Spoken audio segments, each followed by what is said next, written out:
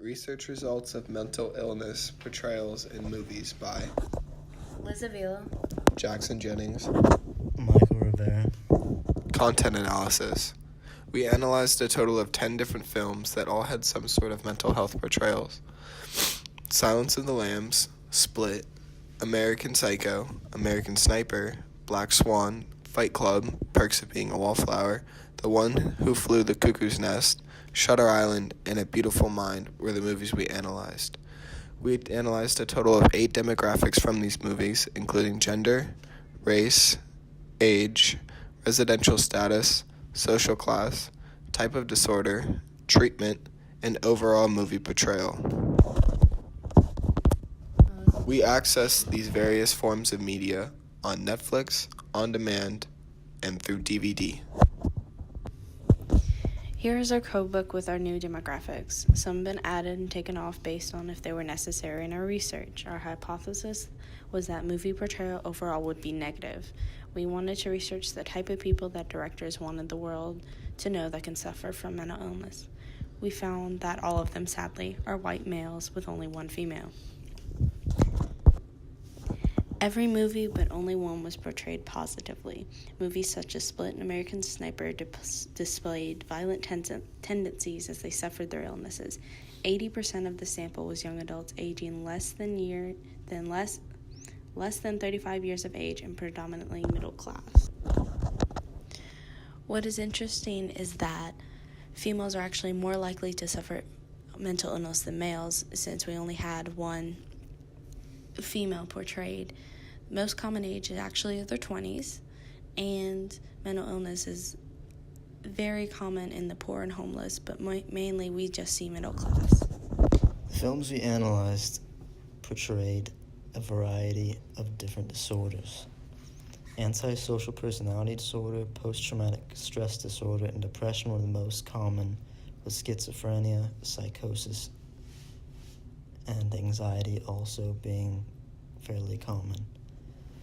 Although most characters had a combination of different mental health issues, such as in Fight Club, where he had antisocial personality disorder, schizophrenia, as well as depression and insomnia.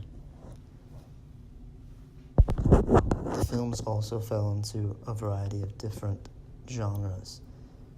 Post-traumatic stress disorder was prevalent in the films that were considered dramas, but most of the films we watched could also be considered a combination of genres such as thrillers, actions, dramas, horror. And those films that were considered a combination of genres also were likely to deal with a combination of mental health issues. Interesting overall. The fact that literally all of these iconic movies only portray white people as mentally disturbed and ill says enough in itself. Today, with society striving for equal rights and representation, this is a slight wake-up call. 80% of all illnesses were combined. There wasn't just any one for the majority portrayed. Some are delusional, depressed, or suffering eating disorders and anxiety. It never was just one main issue, but a huge bundle. The environments that people were in most of the time were unhealthy too. War, overprotected but actually abusive parents, etc. They were always contributing to this into a darker place than the characters were already in before. The fact that mental illness is much more common within females, yet there's only one female portrayal, was very interesting to me. This hints towards society's tendency to portray men as villains due to their perceived aggressive nature. Because the general public judges mental illness based on these movies, these people who suffer from these illnesses are often judged harshly in real-world society. It was interesting that even though there's a greater understanding of mental health now than there was 40 years ago, mental illness is still portrayed as a cause of violent and even murderous behavior in films involving mental illness.